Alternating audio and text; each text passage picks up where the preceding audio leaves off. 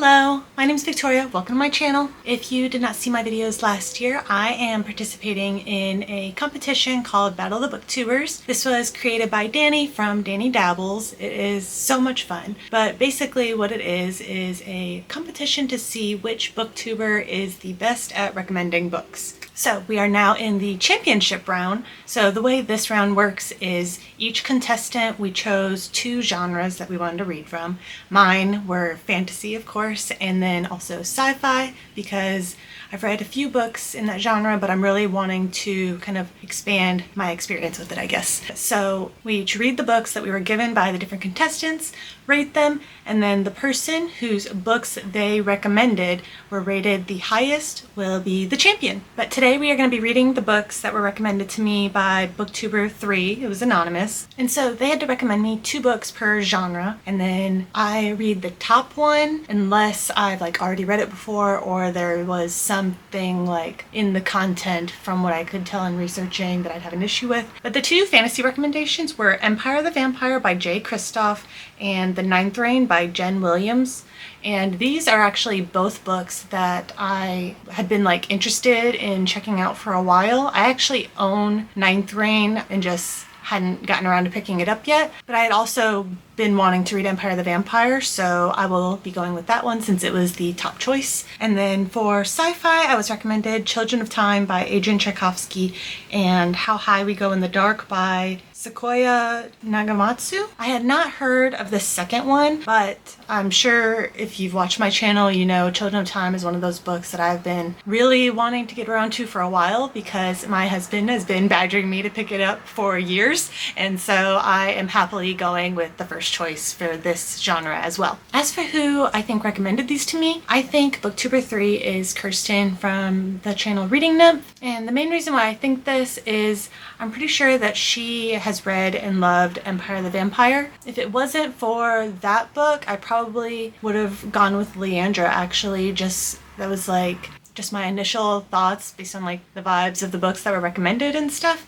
But Empire the Vampire, knowing that Kirsten really liked that book, has swayed me in that direction. And I am going to be going with the fantasy pick first, so I will be starting out reading Empire the Vampire, and I will check in with you guys in a little while.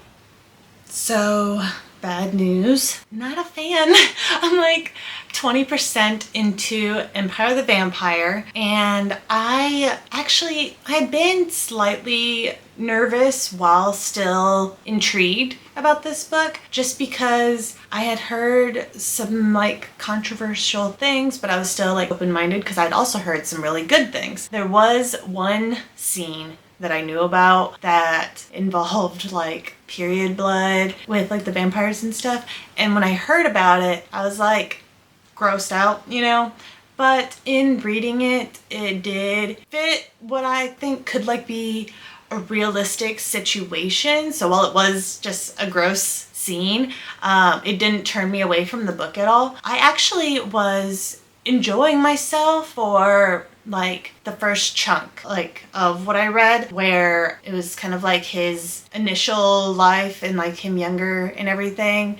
But the main issues, I guess, are 2 things. One is that it rotated between points where he is younger and it's kind of the initial story of him, how he got to become where he was, and then it also had periods of later points, and I was so conflicted because I was decently enjoying the younger points, but the older points were so boring to me. There's a certain type of fantasy book that is very much action-y, plot focused and stuff, and has this writing style that I just don't connect with, and I have read a few of them. What was it? I think it was Blood Song or something, if I'm remembering correctly, I think was one, but it doesn't mesh well with me, and it's nothing against the book's writing. I just get so bored with it. I was dying. And then the younger parts, I really liked the initial part of that, and then when we get to him in kind of a not full school setting, but where he's learning things, I was still enjoying it more than the older part, but it had gone down and it was just, there was never again like a high point for me. And I know I only read like 20%, but it's like a 25-hour audiobook. So I got 5 hours in, and I feel like that's a good amount of time to like have at least had something that I was like invested partially in, you know, and that just hadn't happened. And the other thing that was an issue for me is this book does this thing where the narration is the main character telling the story of what happened. So then we have scenes with him after all of the book. I don't know if it's all of the book. After the main story of what we're getting is already done with, where he's like doing an interview with this dude. I don't want to give like spoilers, but that setup where it's like after the fact version of the main character telling the story of what happened, and not even just having it like at the beginning where you just see that and then the rest of the book is the story, but like going back and forth to where we see that. It's really jarring for me. I can't like immerse myself when it's like the characters are acknowledging it as the past. Like I can do fine with multiple timelines, having like an older version and a younger version and stuff, but the distance and everything that is felt in that kind of setup where it's like told to you or to another character or whatever, it just doesn't really do it for me. But yeah, I don't know. I think maybe if the book as a whole had been a shorter story, I might have been able to like push through and finish it even though I wasn't enjoying it. But to have put in that amount of time and not had a good time and then still have 80% of the book to go, I couldn't do it. So I'm DNFing this one. It's the first book that I have DNF'd in this competition and I feel bad, but so yeah, I'm sorry. Now we are going to be going to the sci-fi pick for Booktuber 3, and that is Children of Time. Here is hoping that this one goes better. So I'm now 202 pages into Children of Time. It's exactly 600 pages long, so I pretty much am right at the 1/3 mark while still getting to be at the beginning of a new chapter. This book is set up kind of in a weird way, so I guess it's not technically a new chapter. There's only 8 chapters in this book, but then it breaks it down into like mini sections, like it'll be like 1.1, 1.2, you know? So I guess it's like a new way of doing like parts in the chapters.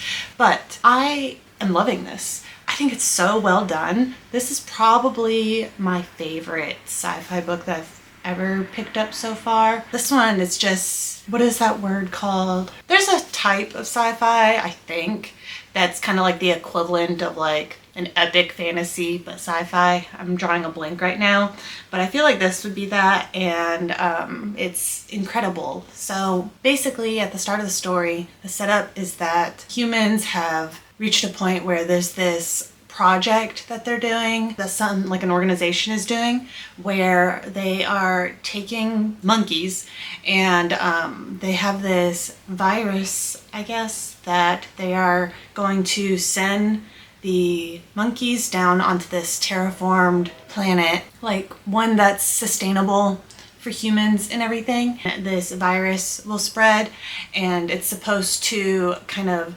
speed up the evolution process, so that way rather than taking thousands of years or however long they should reach a point of kind of like humanish intellect in like 200 years. And so the plan is to have one person who's going to be in this kind of like pod thing floating around the planet, like in the orbit of it, and there's going to be this signal that gives this mathematical equation, and when the monkeys have developed enough that they can solve it and respond to the signal, then the person will like come down and they'll be able to like signal, I guess, that the project has reached the point it needs to. But when this is supposed to happen, there's like a rebel guy who messes everything up and things go bad. And so rather than the monkeys making it onto the planet, the virus does still end up there, but since there are no monkeys, it latches onto other creatures, and we are following the evolution process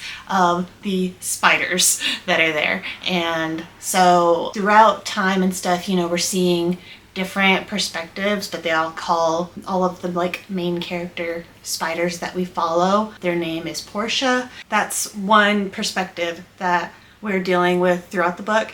And then the other is after like 2,000 years, I think it was, humans, or like Earth has completely gotten destroyed, and humans have like fled in a spacecraft with like these sleep pods, and they're trying to find a new home, I guess. And it's just their process of like surviving on the ship and like where things go from there, how they're going, like what their future plans are going to be, and how they handle interacting with each other in the times that they are awake and everything. That's kind of the gist of the setup of the story. I don't want to go too much into the specific things that happen, but I will say that like this author, I feel like just thought through everything in such interesting ways, like seeing how the spiders develop and thinking about human aspects of like our lives, and how like a spider obviously can't have the exact same things, so like how would they progress if they were like getting to a human-like intelligence, you know? It's just fascinating to me. One thing though, so I am enjoying the human part of the story, but I do think I enjoyed the spider POVs so much more. It's just so unique that it's hard to feel, I guess, the same way about like people. I don't know. But so we've seen development like learning to communicate more with each other, and then kind of realizing the benefits of working together, and then we get like further into more advanced things. Like there's been things like their versions of chemical warfare or religion, and I just can't get enough of it. It's so fascinating. There's a character named Kern who was like the creator of this project, like the, I don't know, the founder, the lead person, and she is awful and pretty much insane, but she also is a pretty fascinating character. I think of all of the humans that I've seen up to this point, she is my favorite just on the basis of like how interesting I find her. I would not say that she's my favorite, like, yeah, she's a good person, but yeah, I guess that's it for now. I will check in about 200 pages. I am now 2/3 of the way through Children of Time. I've read the first 5 out of 8 chapters, and I'm still loving this. It's so good and so well thought out. Like, I feel like Adrian Tchaikovsky has to be like crazy smart. He just really thinks through every little detail of like how would this experience and development occur, but like different because spiders, you know, are gonna have a lot of differences compared to humans. And then we also have the journey that the actual humans are taking. And while I have not been as invested in that by a long shot, the spiders are just so captivating. I still was not like, you know, wanting to avoid the humans. I was just like, okay.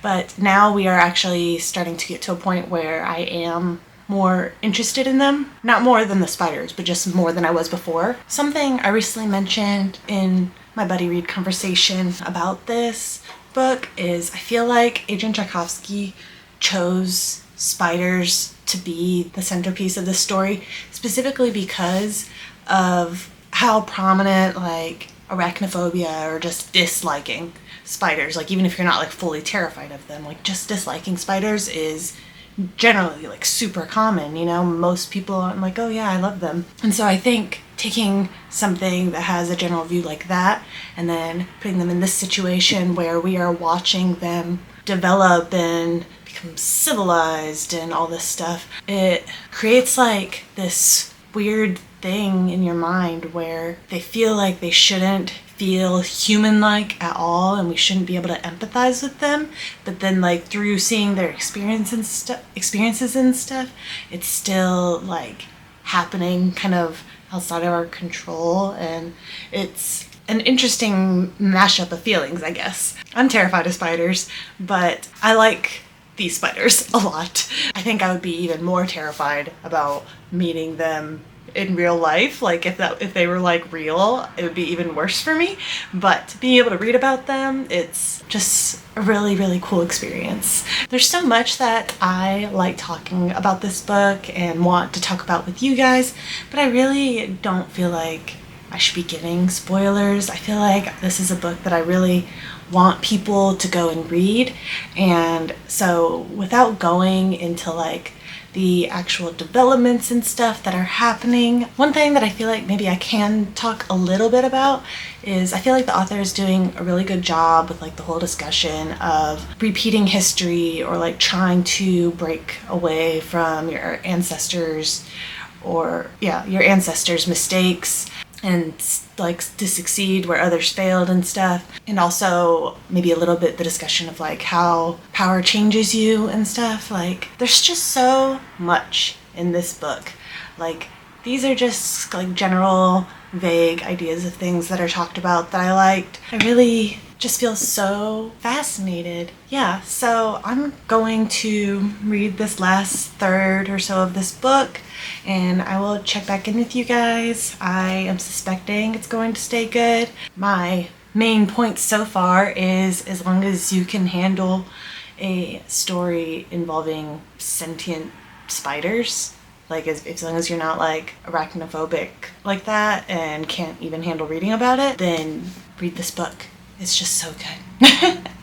I finished Children of Time, and I just don't even know what to say, I guess. So there was something I was worried about when it came to this book, and that was, I can't remember if I talked about it already, but that was the possibility of like war between the spiders versus the humans. And my concern was that a lot of the times, like very battle-centric stories, I can get bored easily. Like not always, but I need more than just fighting. And so when I was going into this book, since I didn't really know what to expect from it, I was a bit concerned if that was going to be like a big thing in the story. But without trying to get like too spoilery of like how much battle scenes there were or like how they were done, I just want to say it was like a really good amount for me, and the scenes that I saw I thought were done like really well, and still maintained my interest in everything. So that was something that I was happy to see. Being kind of new to sci-fi, and like most of my past experience has been like kind of on the lighter end, I guess. I don't know about like light topics, but just more contained, like kind of an individual's life or something like that.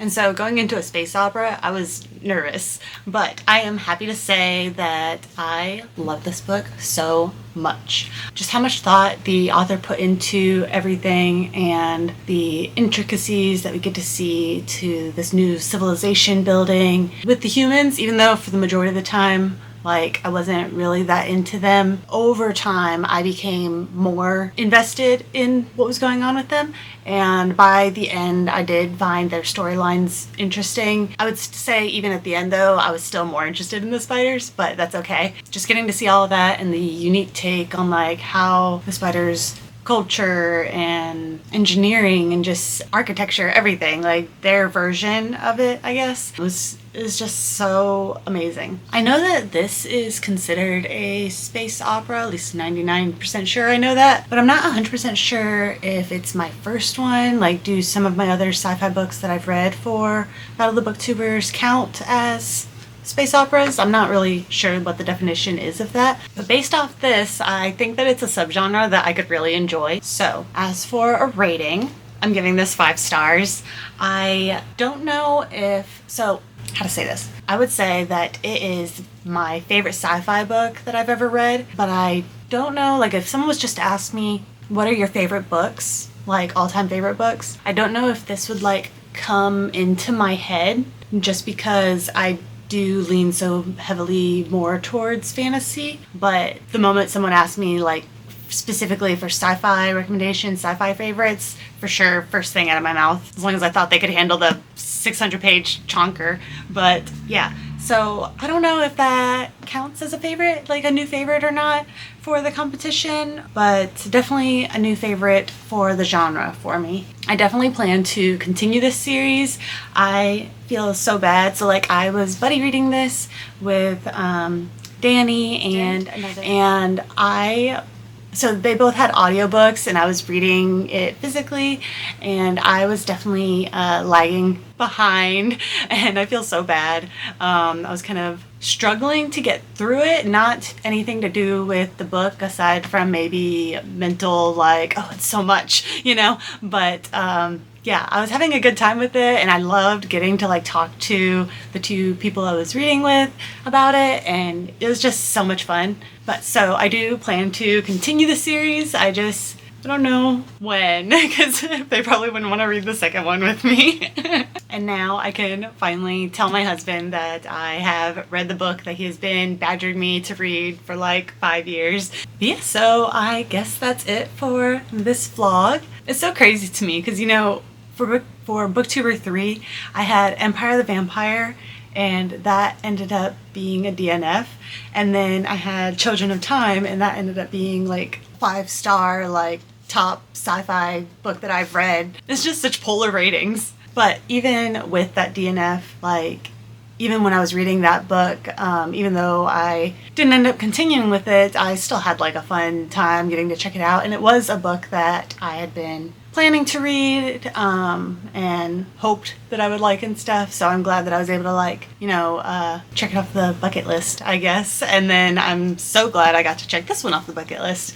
So yeah. Booktuber 3, thank you for my recommendations, and sorry about the DNF, but yeah, so I guess that's it for the Booktuber 3 reading vlog. Thank you guys so much for watching. Have a great day. Bye!